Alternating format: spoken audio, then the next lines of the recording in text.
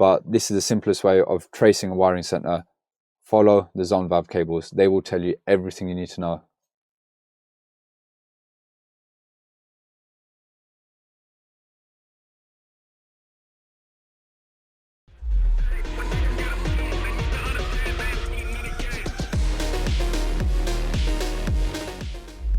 How are you doing, everyone? Welcome back to today's video.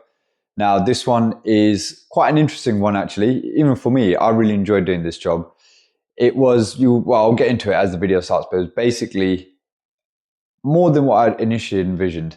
And if some of you out there struggle with wiring or not confident with wiring or new to wiring, this video should help explain how to identify what cable does what, how to change from a Y plan to an S plan, and basically how to reconfigure a system. Builders, I come across this a lot. I'm not saying every single builder, but majority of the times when a builder goes in to try and do the heating work, there's things that aren't done correctly and there's things that need to be rectified. And that's exactly what happened in this job. So I won't give too much away. I'll let you guys watch the video, make your own judgments, drop a comment below, let me know what you think. I also want to give a shout out to Unilight, my very first channel sponsor. Absolutely buzzing. It's a great feeling. It's a great opportunity. So I'm really thankful to Unilight for sponsoring my channel going forward as well. They've also given me a discount code. Now, up until yesterday, they had the January sale, which they already had around 25% off. And with my code, you could get an extra 10% off. But unfortunately, that sale is now finished. However, the discount code isn't finished yet. So you will still be able to use my discount code UNCLE to get 25% off any purchases from the Unilight website. I'll put a link in the description below. So if there's anything that you're after, have a look on their website. They've got a great bit of kit and I'm sure there'll be something there for everyone. So check it out. And if there's anything you want, remember, use UNCLE and you'll get an extra 25% off whatever the retail price is. And I'll see you on the next one. All right. So today's job, me and Cara, we have got to fit an underfloor heating manifold, and we've just discovered we also need to repipe quite a large section of this because, so system boiler here, and they've got 3-port, so it's on a Y plan going to an unvented, where that's the hot water side, and yeah, there's no 2-port on that. So that's incorrect. They've got underfloor heating here, and what they've done, whoever's installed this, is they've just basically teed off the underfloor heating flow and returns straight off the primaries. So our job here today was to initially get rid of this and fit an underfloor heating manifold and zone it off, but we didn't realize that there was a 3-port here. We thought it was already on an S plan. So obviously we can't fit a 2-port after this to make it work. You can't have a 2-port and a 3-port, so the job's now changed completely and we need to actually reconfigure this, cut that, convert it to an S plan. So we're going to have a 2-port going up to the hot water side there. We need to have another 2-port which is going to pick up the heating flow, and we're going to have another 2-port which is then going to pick up the underfloor heating manifold. So just got to try and work out what we can cut out, make some space for the manifold, etc. And then obviously it means rewiring it as well to S plan. So it's going to be S plan plus because we're going to have 3 zones. Not a problem, but it's just a little bit more work than we originally envisioned. But we've got quite a bit of space here, so we'll make it work one way or the other. Let's get it done. Let's get it. So we've come up with a bit of a plan now of what we're going to do. I've done a little sketch, rough sketch, but I think what we're going to do, we're going to move the wiring center to up there. And that's where we're going to fit the underfloor heating manifold because we're governed by the distance of the underfloor heating pipes. So it's only one of these small 2-way manifolds or 1-way manifold. I don't know which one is which, but that's going to go there. We're going to remove that 3-port, so we've got a little bit more space there. And then we're going to tee off of the flow, go up, pick up the hot water flow, another tee off, zone valve pointing down to pick up the heating flow, which is that one. Then another zone valve pointing up, which will then come up, round, and then into the top of the manifold. And then the underfloor heating pipes will come in from the bottom. We can use that return to return back from the manifold as well. So that's in an ideal location actually. and then we will tee off and probably cut in another tee somewhere down there for the bypass, or we can cut in the tee closer to the boiler or something. We'll see. But the good thing is we're working like this outbuilding, so it was absolutely hammering it down this morning. Luckily, I don't think there's any rain until later on in the afternoon, so it's not too bad. It's not as cold as it has been the last few days, so it's all right working outside. But yeah, and the best thing is if it gets wet, it doesn't really matter. We're not going to flood the gaff. Any water will just go inside here. So we're going to start cutting some pipework out, start chopping some stuff out, and then go from there. Right, so we're making a bit of progress. So we've got the hot water zone valve tied in already. We've got our heating zone valve tied in to the heating flow there, so that bit's done. Now I'm going to be moving the wiring center so that we can make space for the underfloor heating manifold over here. So because we're converting it from a Y plan where the 3-port was here to an S plan, the easiest way to do this is the cable that I snipped off of the 3-port. This is the cable that you need to use in order to trace back to find out what other cables are what. So from here, we know that the orange is going to be our switch live. So on a Y plan, you're going to have 2 other cables connected to it. One's going to be the demand from the cylinder stat, and the other is going to be the switch live going back to the boiler.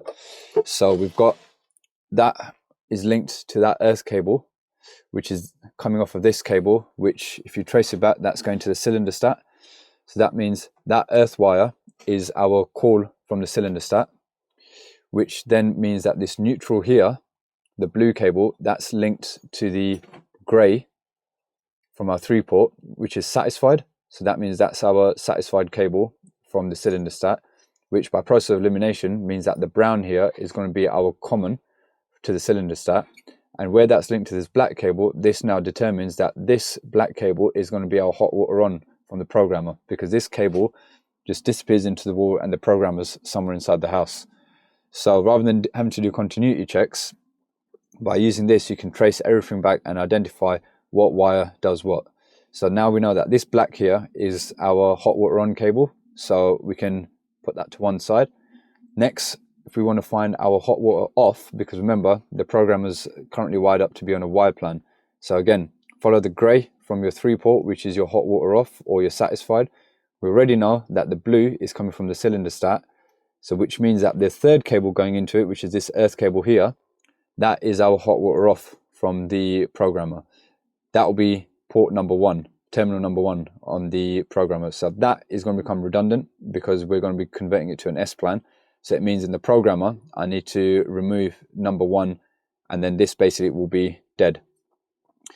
After that, we've obviously got live and neutral, which is self-explanatory, live and neutral, live and neutral. So the only cable left here is going to be this grey cable, which is going to be, by process of elimination, our heating on cable. And to confirm that, that grey cable goes into this terminal linked to this black cable behind it. If you follow that black cable back, that's going into this white cable here, which is going into our wireless receiver here. So that proves that that is our heating on wire. Now, for the demand wire from there, you just trace it back to the white cable coming off of the 3-port wire. That's our demand for central heating. Now that is linked to this black wire here. So it's a little bit confusing that they've used 2 black wires. Oh no, sorry, that one's a grey. It's just the shadow in here. So we do have a grey and a black. So this black here linked to this white cable is our call for heat for central heating.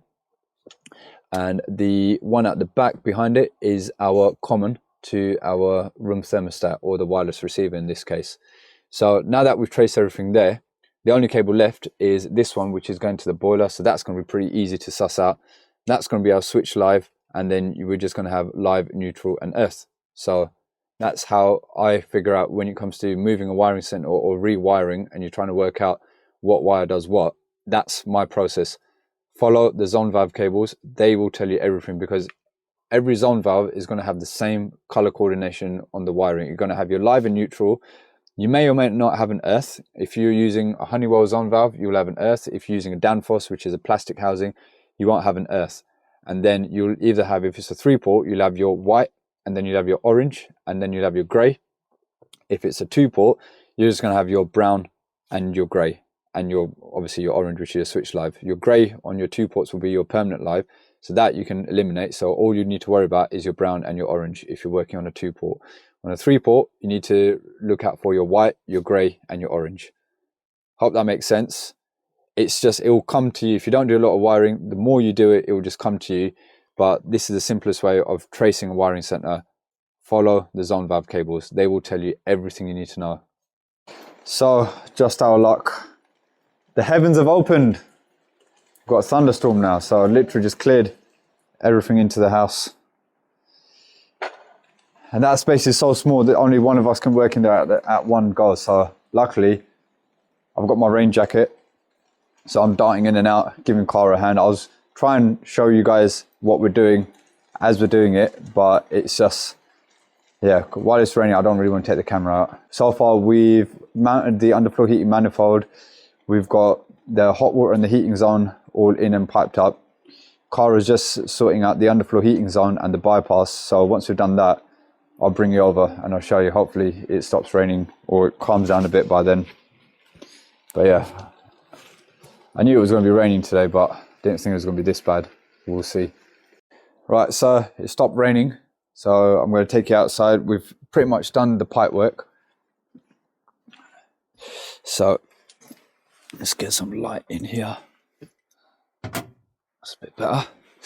So we've got hot water zone splitting off to the underfloor heating zone into the manifold, and then the central heating zone that's going to there. The bypass on the end teed into there. Returns going back into there. That stub that's coming off the flow pipe, we're gonna keep the ISO valve on there and cap it, but use that as like a potential draining point in the future, because it's one of the lowest points. It's not the lowest point, but it's one of the lowest points. So it's a good idea to sort of keep it on an ISO valve so we can use it as a draining point. Other than that, Carl's just got to fit a new filter back into there. Now, look, the pipe work, it may not be pretty, but we are literally having to bolt onto an existing system. So we've done the best that we can with what we've got. Right now, it's just a case of getting it functional, because the underfloor heating here has never worked properly. So the main aim here is to get the system to a point where it's working as it should be. One last thing I did forget is we haven't quite finished the pipe. We've got to fit the expansion vessel there as well. So we'll get that done, and then we're going to make a start on the wiring, which I think I'll just put the wiring center here. That seems to be the best place that I can get everything up to it. Wire it in an S-plan, blah, blah, blah, blah, and hopefully it should be all good. So I'll keep you posted how we get on. I couldn't really film what we were doing because it was started hammering down, and literally I was standing in this corner, Cara was sitting here, and we were just trying to tag team and get it done. But yeah, it stopped raining now. I don't know how long it's meant to be not raining for. I think it's on and off today. It was absolutely chucking it down this morning, but it's calmed down a bit now. Yeah, I think I'm going to probably have a little lunch break or plug in my lunchbox, get it warmed up, and then we can just crack on with the rest of it. Right, made a trip to tool station. Let me grab this. So, not tool station, sorry, Mr. Central Heating, because tool station were trying to charge us £55 or something like that just for the vessel alone. Came to Mr. Central Heating, got the vessel, the bracket and the female line for under 30 quid. So I don't know where the tool station were getting the prices from, but there's no way we're going to pay 50 quid just for a bloody vessel. But we're here, we've got that. We're going to head back now, have some lunch, and then finish up the job and hopefully have a good day. I mean, it's starting to rain again. Hopefully by the time we've finished lunch, it should stop raining. Otherwise, me and Cara are going to have some more cozy time in that little shed. Wow, check out the weather behind me. It's started to just absolutely hammer it down. But luckily, we've got all the pipe work done. I'll show you in a moment, actually.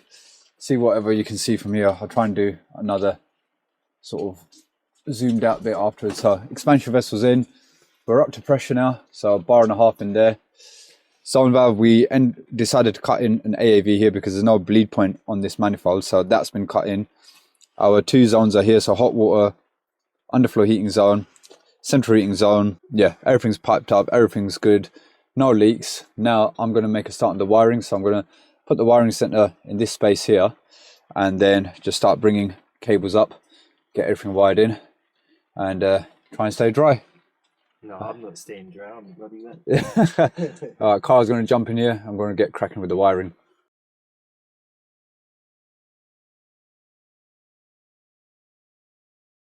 Right, change of plan.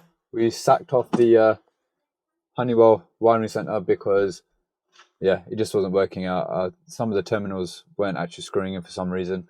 So Carl has just popped down to a tool station, picked up a Wago wiring center. So we're going to start again and get this wired up now.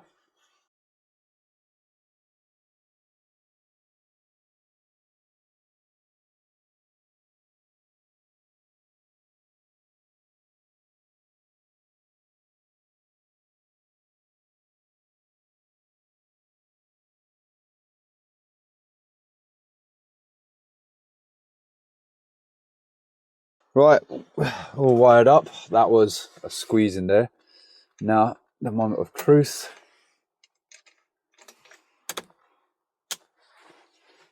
Right, we have power there. We have power on the salostat. Boilers come on. I can hear something.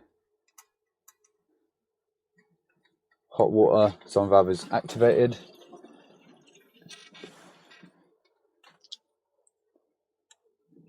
Just got to pair up the hive, and then we'll test the underfloor heating side as well. Let's just put the boiler through P0 and let it purge out first. Alright, open up all the zone valves. Unilight's died, which is fine.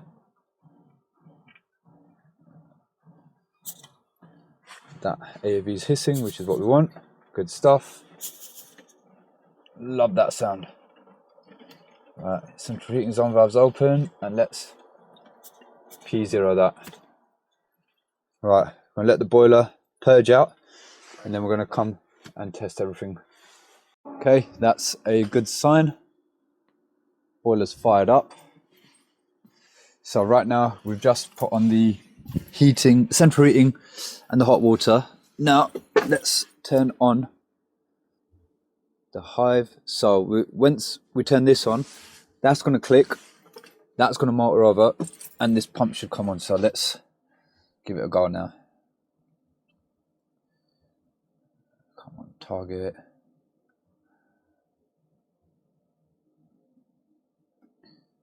Set to 22.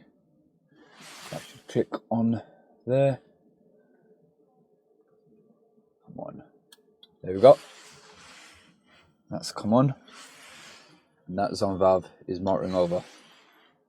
Happy days. Right, so we should now start getting heat coming through here, which we are. And yeah, I can feel the heat going down the flow on the underfloor heating pipe already. So that's good.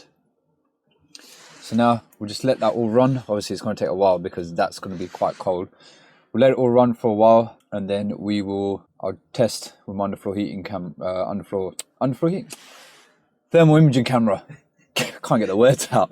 It is wood flooring here, so I don't know how well it will pick it up, but we'll see. We'll give it a try. I mean, it's underfloor heating, so it should be picking it up, but we're going to let it run for a few minutes, have a little tidy up, and then hopefully we should be able to see it after that. Right, we're all live. Everything's running. Underfloor heating is coming on. Obviously, it's only just started to come on. Let me try and hold this. There you go, so you can see it's starting to come through on all the loops. So I'd say the job has been a success. They've had this installed since, I think they had the extension done in 2018.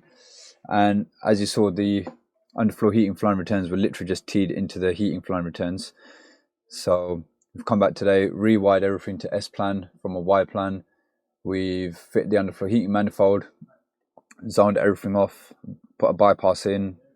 So yeah, it's been a successful day. Not as bad as I thought it would be. I thought when I saw the 3-port here, I thought initially, oh, this is going to be long, but it wasn't. Even had space to fit in an additional vessel as well. So yeah, like I said, look, pipe work isn't great.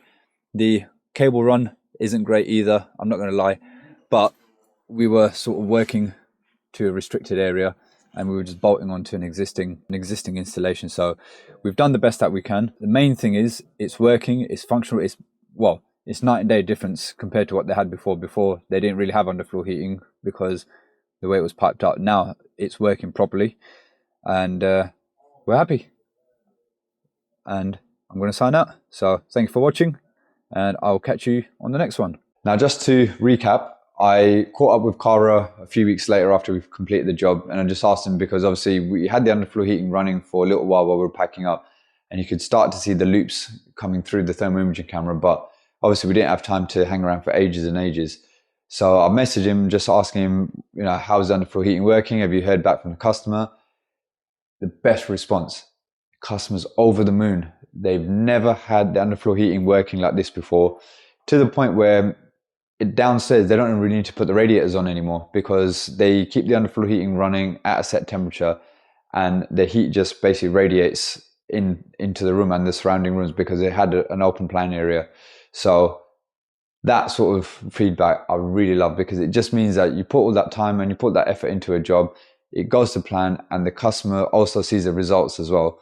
And it just makes a job like that completely worthwhile. So yeah, I was really happy with how it turned out in the end. The customer's happy, I'm happy, Cara's happy. It was a good one. See you all on the next one.